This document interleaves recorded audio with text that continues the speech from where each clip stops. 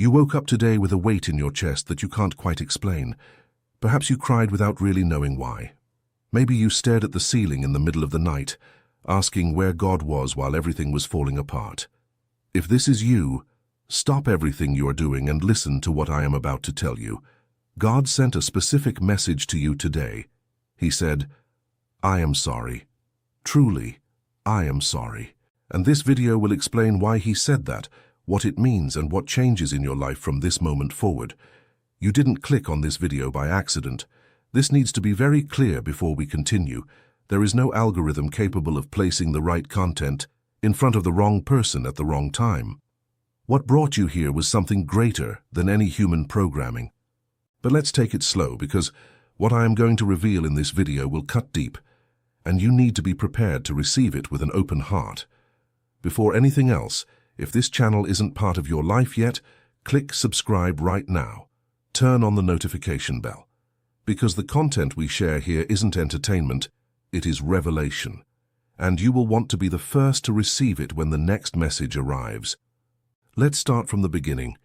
From the place where many people are right now but are ashamed to admit. There is a silent pain that corrodes you from the inside and doesn't have an easy name.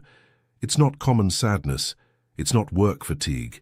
It's that feeling that you did everything right, followed the rules, believed, prayed, confessed, served, and yet life didn't respond.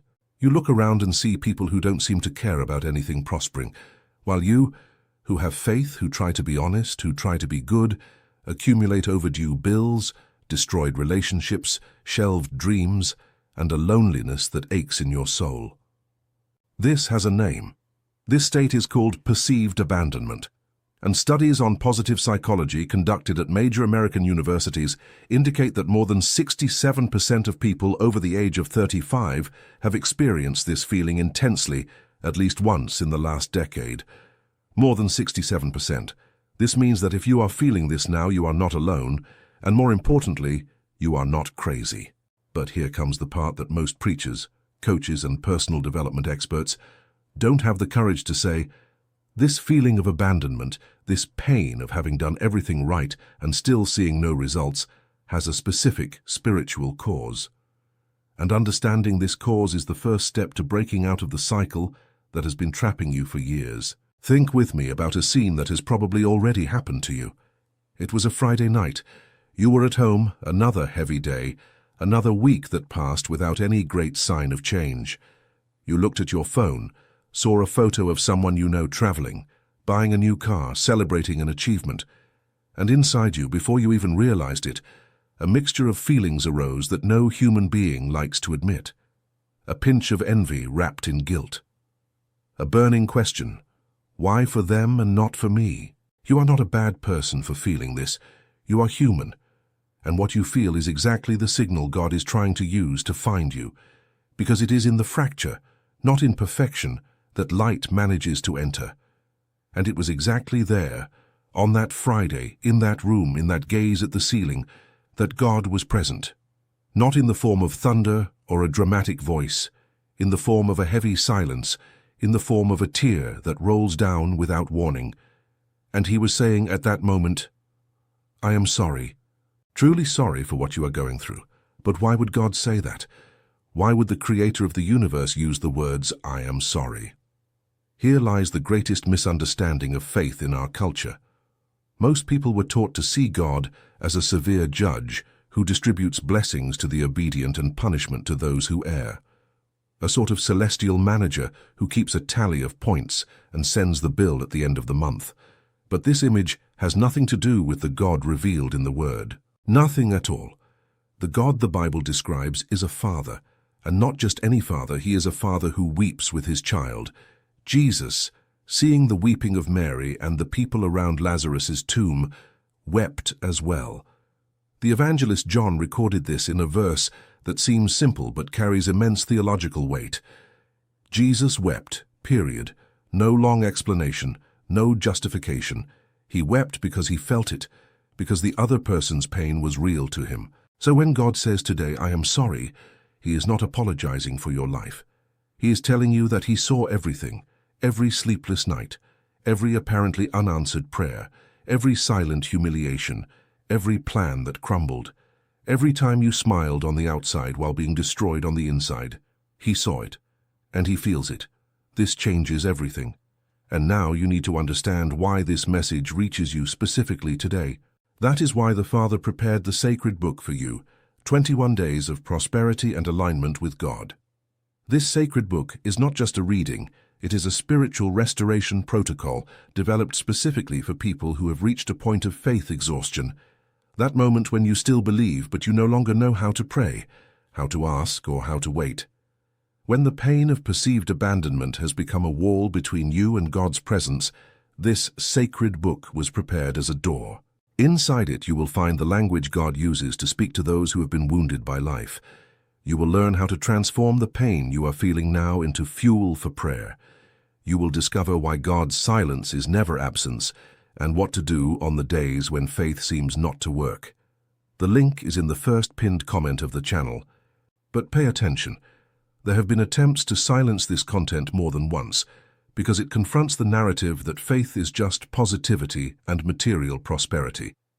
It goes deep into what truly transforms.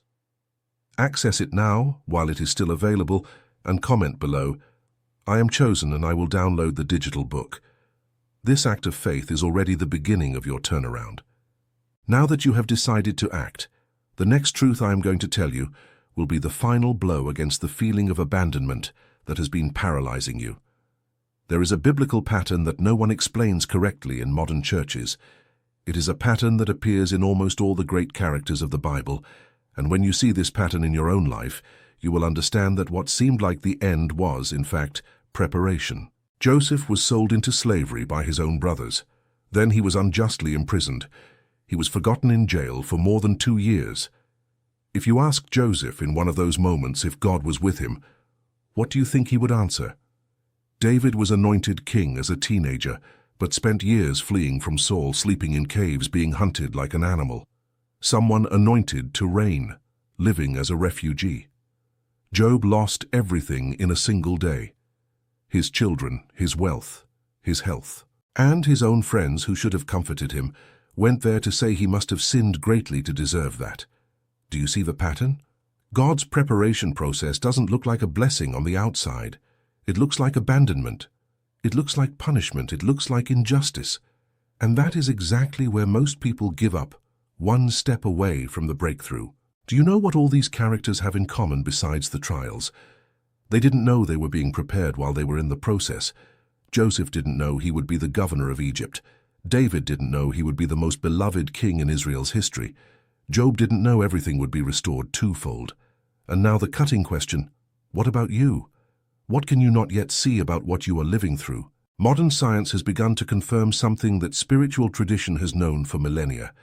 Studies on neuroplasticity by Dr. Joe Dispenza, which have become popular across North America in the last decade, show that the human brain literally reconfigures itself in moments of greatest emotional pressure.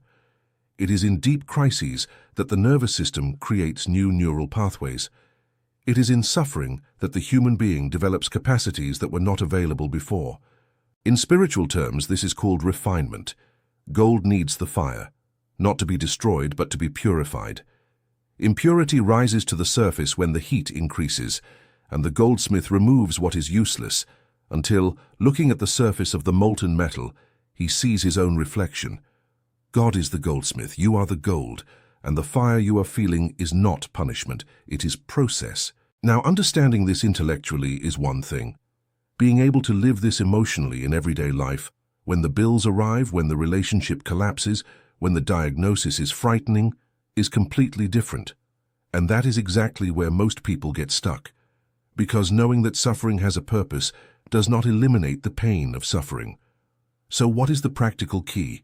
What do you do with this tomorrow morning when you wake up with that weight in your chest again? That is why the Father prepared the sacred book for you, 21 Days of Prosperity and Alignment with God.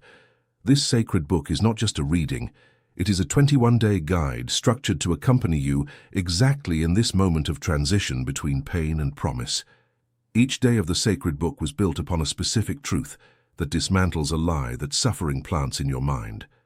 Lies like, God forgot me, I don't deserve blessings, my faith isn't strong enough, things will never change for me. On day 1, you will understand why God says, I am sorry, and what this declaration activates in the spiritual dimension of your life. In the following days, you will learn how to align your emotional frequency with the frequency of divine provision. Because yes, this has both a spiritual and neuroscientific basis. And in the final days, you will discover how to receive the prosperity God has in store for you, not just financial, but in health, relationships, purpose, and peace. There were attempts to silence this sacred book because it doesn't sell illusions. It delivers real transformation. The link is pinned in the first comment of this channel. Access it now, while it is still available, and comment, I am chosen, and I will download the digital book. This comment is a public act of faith, and public acts of faith open doors that silence keeps closed. Now that you have decided to act, the next truth I will tell you will be the final blow against the mental trap that makes you believe you are not worthy of receiving what God promised. There is a specific wound that deeply affects the generation of Americans over the age of 35. A wound that is not spoken of openly, but is at the root of almost all the spiritual, financial, and relational blocks this generation carries. It is the wound of internalized disqualification. I will explain what this is in a way you will immediately recognize.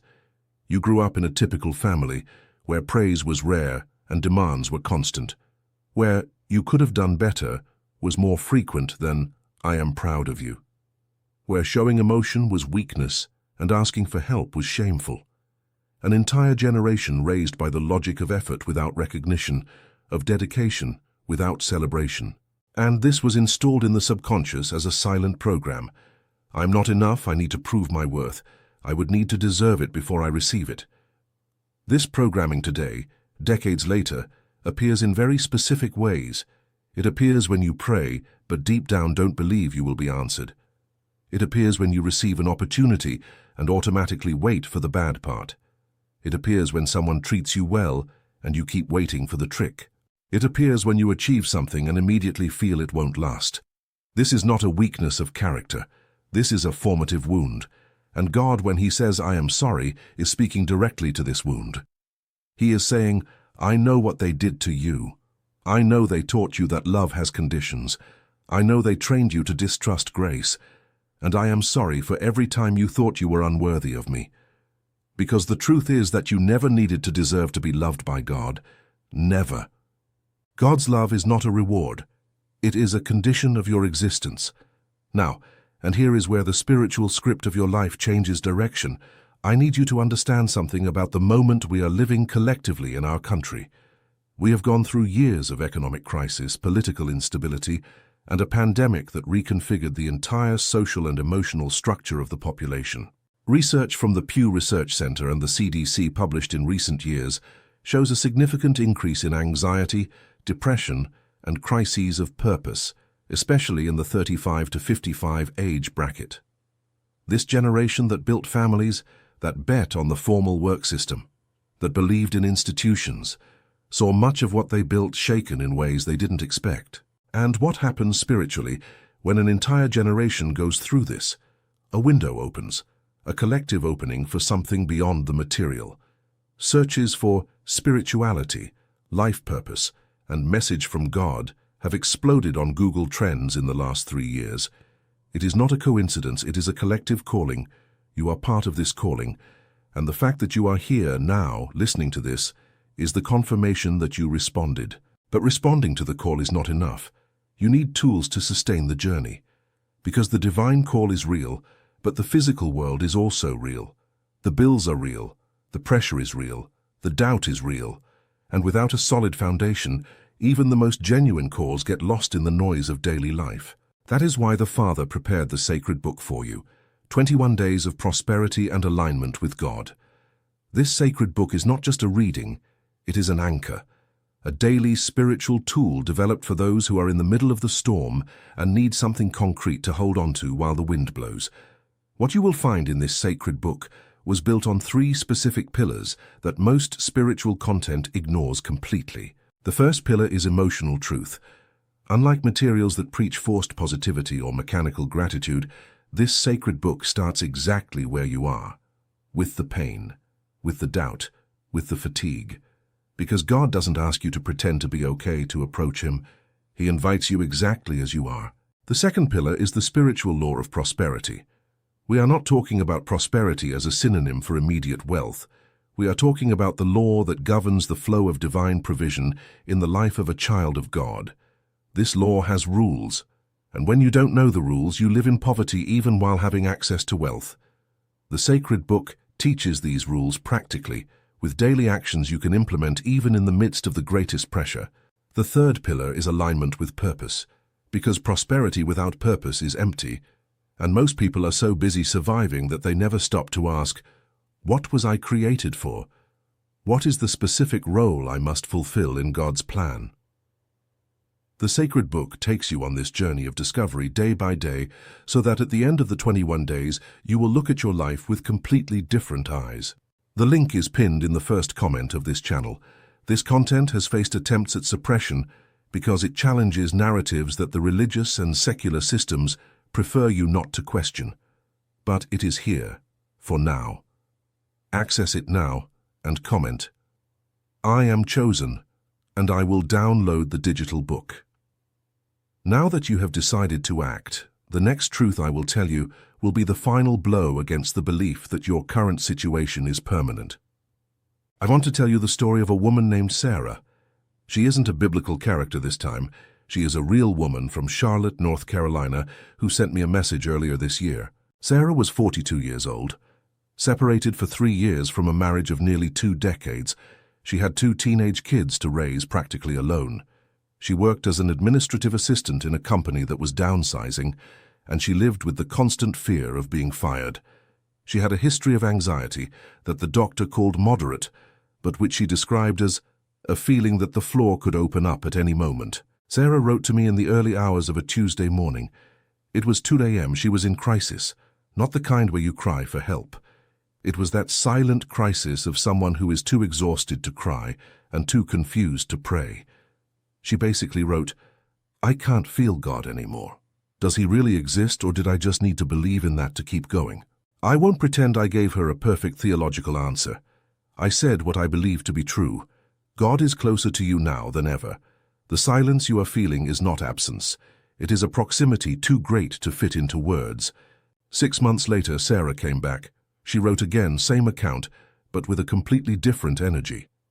She hadn't become a millionaire. She hadn't found the love of her life in a week. Life still had difficulties, but she wrote a sentence I couldn't forget. I stopped waiting for God to show up in my plans and started showing up in His plans. And when I did that, everything started to move. That sentence is worth an entire sermon.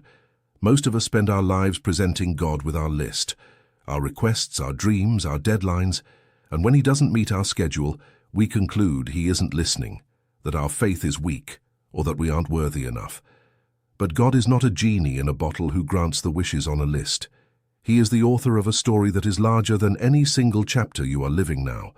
And when He says, I am sorry, He is not apologizing for having failed you.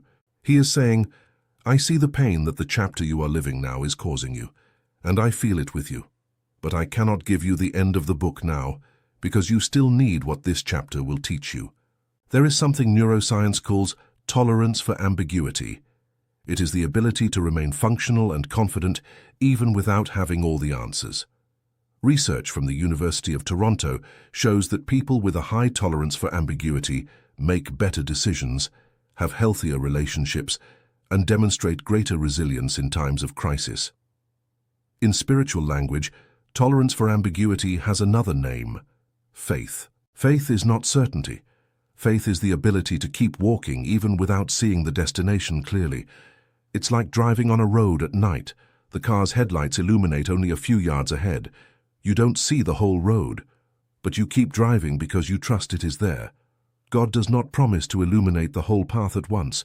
He promises to be a light for your step, not for your 10-year plan, for the next step. And that is the transformation that needs to happen inside you now.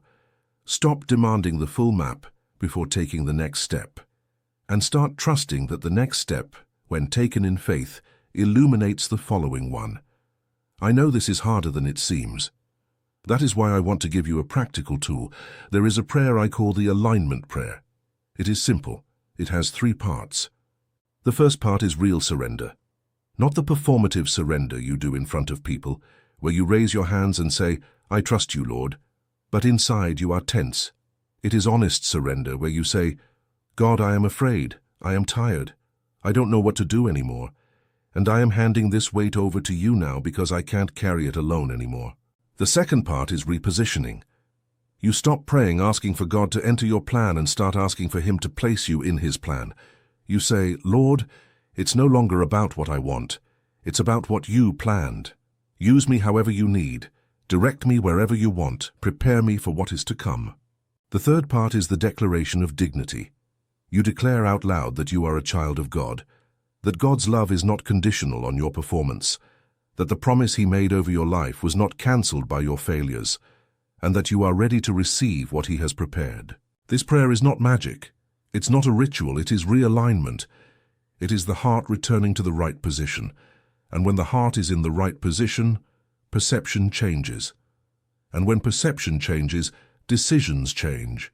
And when decisions change, life changes. Now I need to talk about something that almost no one has the courage to name directly. There is a real spiritual war for your attention, for your hope, and for your faith. I am not speaking metaphorically. I am talking about a concrete dynamic that the Bible describes clearly, and that modern psychology confirms by other names. The adversary doesn't need to convince you to be evil. He only needs to convince you that you are not enough, that God isn't listening to you, that things won't change, that you already tried and it didn't work, that other people deserve more than you. These thoughts are not yours. They are seeds planted with the specific goal of keeping you paralyzed, because a person paralyzed by doubt does not pray with authority. They do not declare with conviction. They do not act with faith, and without prayer of authority, without declaration with conviction, without action in faith, the cycle remains. God's message today, "I am sorry," is also a call for you to step out of the state of a victim and into the state of a child. A child who suffers, yes. A child who doubts also. But a child who knows the Father is present and that the Father has a plan. And a child who reacts, who stands up, who declares, who walks. I want to give you now the 3 practical signs that God is preparing you, not abandoning you, even when everything seems to be against you. The first sign is when doors close before you enter, when a job that seemed certain didn't come, when a relationship that seemed ideal ended before it began, when a business didn't take off despite you putting everything into it. Doors closed by God are protections disguised as rejection. Joseph was not meant to stay in Egypt as a slave. He was meant to arrive as governor, and the route that seemed the most humiliating was the one that led there. The second sign is when the desert lasts longer than you expected. The desert is the place of spiritual identity formation. It was in the desert that Moses found his calling. It was in the desert that Jesus was tempted and emerged with authority. The desert is not punishment. It is the place where God has you all to Himself, away from the noise, away from the voices of the world, to speak directly to your heart. The third sign is when you start to feel a different kind of fatigue, not the fatigue of someone who is destroyed, a fatigue of someone who is being transformed, a kind of productive exhaustion of someone who is shedding what no longer serves. If you recognize this fatigue, pay attention. You are in the final stage of a metamorphosis. That is why the Father prepared the sacred book for you, 21 Days of Prosperity and Alignment with God. This sacred book is not just a reading. It is the map for the next 21 days of your life. It is the instrument that will transform everything you learned in this video into daily practice, into spiritual habit, into real and measurable transformation. You know that the problem is not a lack of information. The world is full of spiritual information. The problem is implementation. It is consistency. It is knowing what to do with what you learned when you wake up tomorrow morning with the same weight in your chest. The sacred book solves exactly that. Day by day, progressively, it guides you through a 21-day protocol that starts where you are today and takes you to a completely different place by the end. Each day has a central truth, a specific prayer aligned with that truth, and a concrete action you will take that day. On the 10th day, you will make a declaration of spiritual identity that will reconfigure the image you have of yourself. It's not superficial positivity. It is deep alignment with who God says you are, regardless of how you feel at that moment. On the 15th day, you will work specifically on the law of the divine flow of provision. Why do some people prosper financially while maintaining spiritual integrity, and others, apparently faithful, live in lack? There is a biblical and practical answer to this, and the sacred book will deliver that answer to you in a way that you will be able to apply immediately. On the 21st day, you will do a prospective vision exercise that will help you see your life through God's eyes, not through the eyes of your history, not through the eyes of your current limitations, but through the eyes of the Father who sees you as you will be when the preparation is complete. There were attempts to silence this sacred book because it delivers real spiritual autonomy. And real spiritual autonomy is a threat to a system that prefers followers dependent on human leaders rather than mature children walking directly in the presence of God. The link is in the first pinned comment of this channel. Access it now and comment below, "I am chosen and I will download the digital book." This comment is an act of public faith, and God honors public faith. Now that you have decided to act, the next truth I will tell you will be the final blow against the voice that whispers, "It is too late for your life to change." It is not too late. I need to say this with all clarity before continuing. It doesn't matter how old you are. It doesn't matter how many times you tried and it didn't work. It doesn't matter how many promises you made and didn't keep. It doesn't matter how many times you started over and stopped halfway. God's grace has no expiration date, and God's plan for your life was not cancelled by your failures, your delays, or your detours. It was updated. There is a beautiful Hebrew concept called teshuvah, which most translations reduce simply to the word repentance. But teshuvah literally means return. It is the act of turning your face back to God. And the promise attached to teshuvah is that when you turn, He is already looking at you. He didn't turn His back while you were lost. He was looking, waiting, with open arms.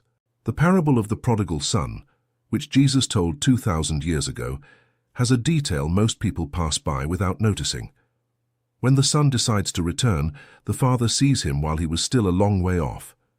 This means the father was on the porch every day, looking at the horizon, waiting, not sleeping, not busy with something else, waiting for the sun to appear on the horizon. This is the God who says to you today, "I am sorry for what you went through. And I am here on the porch, looking at the horizon, waiting for you to turn." I want to end with you in a very direct and personal way. You reached this point in this video for a reason. Maybe you were looking for a specific message. Maybe you got here without knowing exactly what you were looking for. But you arrived, and that carries weight. God's message to you today is not a magic formula for solving problems. It is a declaration of relationship. He is saying, "I see you. I feel what you feel. I haven't forgotten you, and I haven't given up on my plan for your life." What God asks in return is not perfection. It is not that you solve everything before approaching Him. He asks for a single step, one step toward Him, and the next step will take care of itself. If this video touched something inside you, don't let it be lost. Share it with someone you know needs to hear this message. Often the person you remember right now to share this with is going through something you can't even imagine. Like this video, if the message reached you. Leave a comment with what you felt. I read them all. And tell me, what was the part that touched you the most today? We'll see you in the next video. And until then, may the Father who says, "I am sorry," transform that feeling into a real presence in your life, starting today.